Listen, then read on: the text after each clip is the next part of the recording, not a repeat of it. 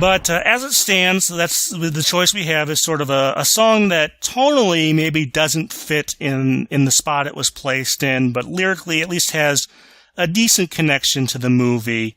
Versus on the English side, we have a song that tonally at least seems to fit that space, but lyrically, you know, because it was pre-existing, wasn't written for the movie, and doesn't have any particular ties to the story or anything like that. So that's sort of the decision we have with this one.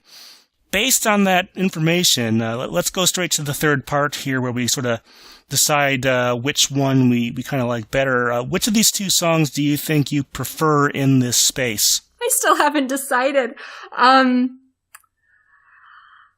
I think Hitoribochi Janai, You're Not Alone, that song speaks to a side of Pokemon that I think is more appreciated by us older fans, in that, like, even when we save the world and get our happy ending, there's like some darkest pitch stuff going on in the Pokemon world, and it's not all fun and battles and idyllic. And we did just see a character die, and I think it's one of the first movie character deaths where somebody stays dead. So, since that's not something Ash is often shown to be thinking about, there's a part of me that appreciates it coming out in some way now. And again, finding the hope in the hopeless situations and not being able to control the world around you, but being able to help the person right next to you. Like, those are some of the constant but lesser sung themes in Pokemon. I think, and since artistically, Hitoribochi Janai is just a gangbuster song, I think I'm gonna give it to that, but if the English side had had an original song, I think I would have given it to them, like, just because this song is so weird in where it's placed, as much as I really do love it as a song. Like, all the English side just had to come up with something original that sort of tied in, and I probably would have given it to them otherwise. Yeah, it's a difficult choice. I'm going to actually go with You and Me in Pokemon, just because, in part, I assume because my Japanese knowledge is so limited, so I can't really appreciate the lyrical part. I did read a translation, and I do see some of those connections there. And I do appreciate what you just said there about sort of, you know, at the time, it might have been something that we didn't really appreciate, but maybe now we have a little more appreciation that in the Pokemon world, things are usually quite happy, but, you know, there are sacrifices that are made sometimes. Yeah, definitely when this movie came out, I would have been with you. I would have gone You and Me in Pokemon all the way. And I also agree with you that had the English side done an original song with maybe similar tonal qualities and production that sort of tied into the lyrics or into the plot of the movie more so, or the characters and so on, I think that would probably be a much easier choice. But I'm still going to have to side on the English side this time, just because, yeah, I don't hate the Japanese song, but whenever I listen to it, whenever I try to connect it to the movie in my head in terms of imagery, it gives me a little bit of an unsettled feeling.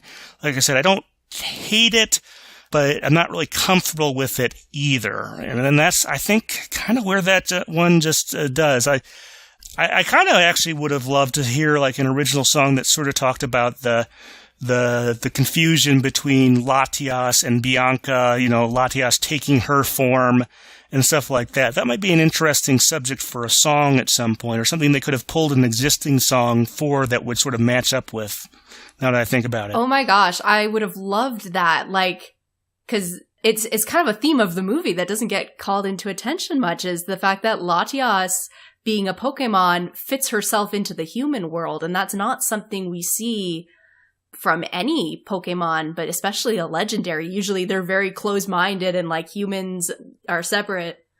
I would have loved to see a song from Latias's point of view. And I mean, I guess this song could be as well in her sadder moods, but you're right. No, a song with a slightly different quality to it about one of the many other topics in the movie that were, that would be so wonderful.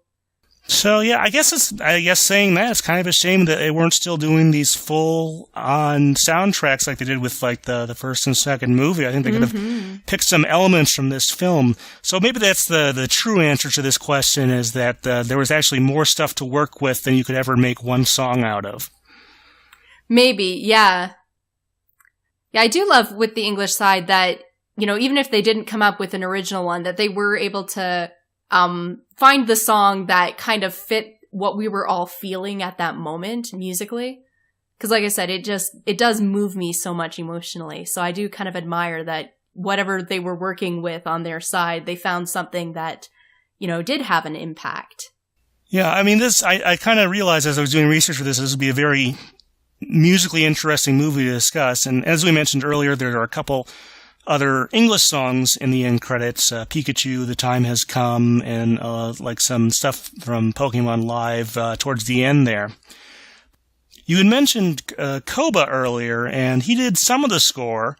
So he did a lot of accordion stuff. There's always there's that big scene they have where Ash is sort of walking around the town, kind of getting his bearings, trying to find Brock and Misty, and that theme there is amazing. That's one of my favorite score elements from any Pokemon movie ever. You feel that way as well? Best musical cue ever in a Pokemon movie, beats even, I think, Lugia's song. Maybe. At least they are in the running together. They have made it to the finals. Yeah. But on the flip side, though, there are orchestral elements to the score as well. But everyone remembers the accordion. But there's the scene where Latias is dragging Ash on his water chariot, trying to get to the museum or whatever towards the end of the movie. There's also Annie and Oakley's theme and a couple other orchestral score elements. It's kind of interesting. It has those two sides, but they actually do work together well as part of a score. Mm-hmm. I agree completely. And a number of other musical elements. Of course, the opening is, on the Japanese side, it's yet another redo of Aim to be a Pokemon Master, this time with accordion accompaniment from Koba, and one of my favorite versions of that song, I have to say. Oh, really? Oh, cool. Yeah, I like it a little more than the one in movie 4. Now, of course, if they had used the actual season theme, that would have been Ready Go. Any idea, any thoughts on why that wasn't done for this movie? I can't say except to maybe kind of go back to what we said in our previous episode when we were talking about Mizase Pokemon Master, because for most of the world, that's the Pokemon theme, not, the English one that we've come to know and love. So unless they were just trying to capture that feel of this is the song that encapsulates Pokemon, this is the one that everybody knows. Other than that, I can't really think of a reason, because Ready Go is an awesome song. And deserved its time in the sun. Yeah, I don't know if they tried it and they just couldn't get to match up, or if maybe, Koba got involved and he said, hey, I really want to do an alternative mix of Aim to be a Pokemon Master instead. And like you said, in Japan at least, much like the English Pokemon theme, very heavily associated there, so maybe they were okay even though it had been used in the previous movie. But it'd be interesting to know, definitely there.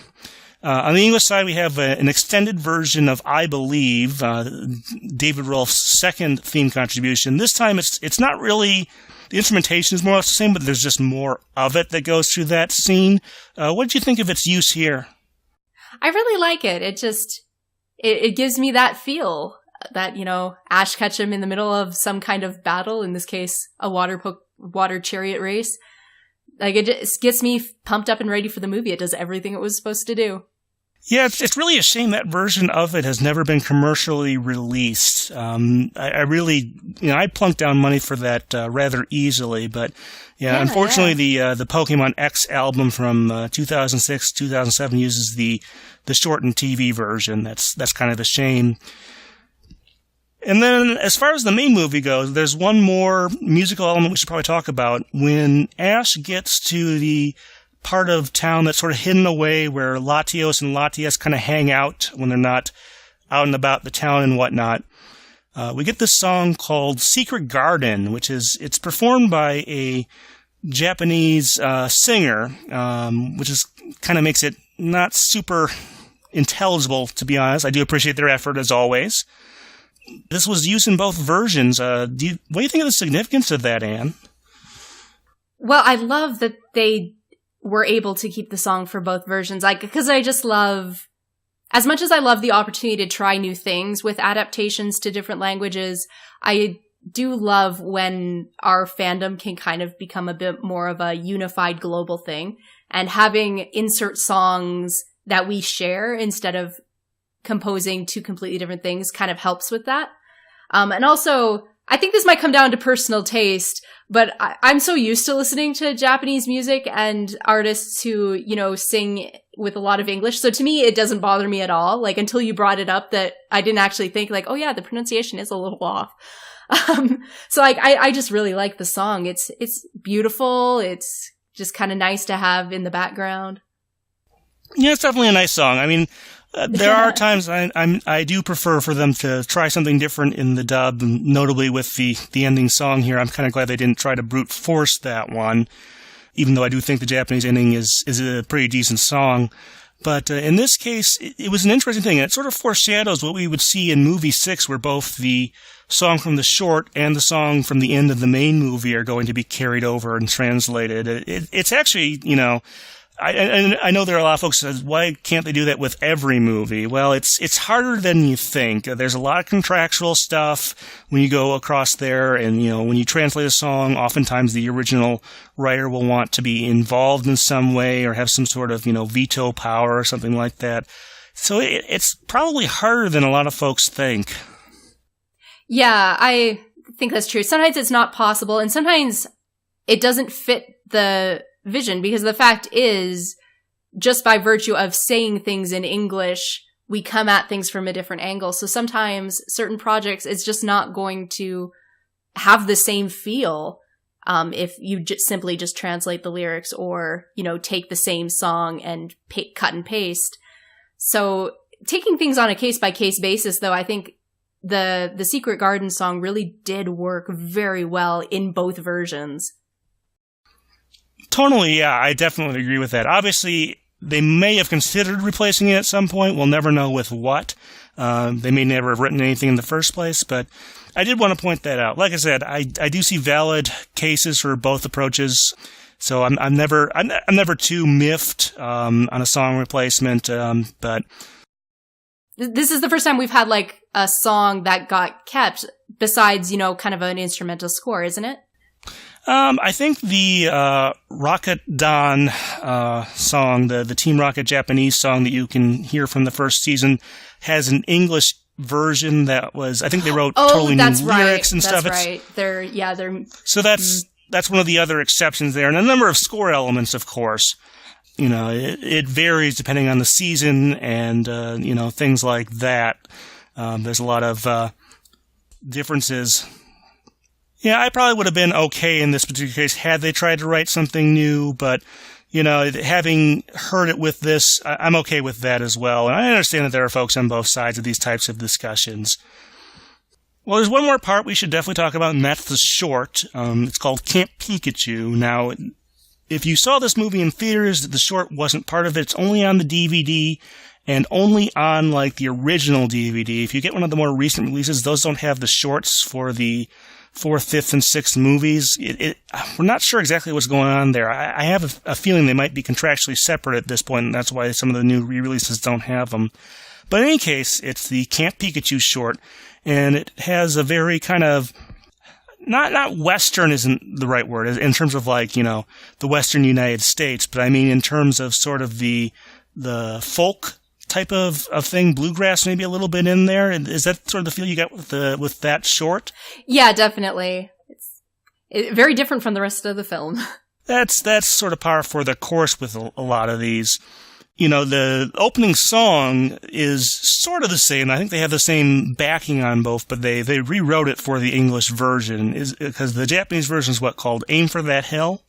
Yeah. And the English one is Camp Pikachu. I believe it's Jim Malone is the vocalist for that one. How would you sort of compare the two different songs there, even though they have sort of the same backing instrumentation? Oh, they're kind of going for a similar feel. Like, the songs are just both about having a fun time camping. The Japanese one has a second verse where where the title comes from, where it's like, no matter how small the steps will surely arrive someday. seems to be going for a slightly bigger theme than you might have guessed from this cutesy little kid song. But it's not like it's a big part of the song. They're both basically just cute little fun songs that the kids can sing and get excited about. And speaking of things that were sort of kept from the Japanese version, the short end credits use the instrumental version of this song. I'm not sure exactly how to say the name. It's Pokutari Monstuari. Is that relatively close, Anne? Poketari Monstari translates to something like pocketing, monstering, and it's basically just a cute, ridiculous song. Thank you, Akihito Toda and Hirokazu Tanaka. We've talked about them before. This is their doing. Yeah, it's just a fun, ridiculous little song. Yeah, I do like the instrumentation there. Even the instrumental version, I'd say it comes off sounding just really, really nice and pleasant, and I think it's good for the short in terms of like an end credits song. Yeah, the music's super fun. All right, well, I think that pretty much covers it for all the music associated with movie 5. There's quite a bit that we went over there, and quite an interesting movie musically, I would say. I was listening, like I said, to the Japanese album, and just going over that, I was surprised by the diversity of sounds, and yet it all still kind of feels like a single product. Even when you have the dubbing process go through it, it still sounds pretty cohesive. Would you say so? Doesn't it though? Yeah. This movie is just so charming in its presentation. It's a work of art, and the music is a huge part of that. Definitely. So that kind of wraps up the 5th movie. We will be getting to the 6th movie eventually, but since this is the last of the original series movies, we decided that for our next episode, we're going to do something a little bit different. Anne and I have each picked out one of our favorite musical groups that has never done a Pokemon song. And we're picking out 3 songs from that artist that we think might have worked as a Pokemon song. And we're going to sort of each listen to each other's selections. And in the next episode, we're going to discuss them and sort of talk about what we thought and where we think they really would work. Anne, why don't you go first? What group and which songs did you pick out? Okay. I went with my favorite band in the whole wide world. I went with Perfume, the techno-pop group from Japan. And my 3 songs are Dream Fighter, 1mm, and Mirai no Museum. Well, as I've mentioned before, I don't have a huge Japanese knowledge, but I still definitely look forward to listening to those and finding out what those are. And on my side, I'd picked out, as you may have guessed from my musical taste, In Excess. Now, for those of you who aren't familiar with the band, it's not spelled as 2 words. It's 1 word, INXS. They're a band from Australia. And some of you might remember them from about a decade ago. They had that reality show trying to replace their lead singer. So the songs I picked were This Time from the Listen Like Thieves album, Kick from the album of the same name, and one of their later albums has a song called Us. It's on the Switch album. And those are the 3 ones I chose, and we're going to talk about those during our next episode before we move on to sort of the advanced generation movies. Until then, like I said, look those songs up. They should all be relatively available on iTunes and some other places, so you shouldn't have to look too hard to find those. But thank you very much, Anne. Oh, thank you. It was super fun. This has been Stephen Reich from the pokepress studios in Madison, Wisconsin, on the phone with Anne talking about the music from the 5th Pokemon movie.